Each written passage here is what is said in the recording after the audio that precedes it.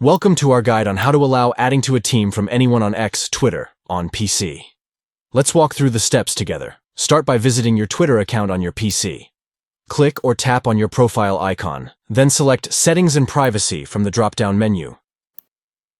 Next, choose Privacy and Safety from the Settings options. Under the Privacy section, locate the option that says, Allow anyone to add me to their team, and make sure it is turned on. By following these steps, you can easily enable the feature that allows anyone to add you to their team on X, Twitter, directly from your account settings on PC. Thank you for watching.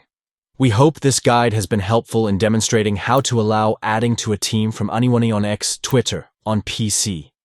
Enhance your networking and collaboration on Twitter by enabling this setting, allowing others to seamlessly add you to their teams for shared projects and engagements.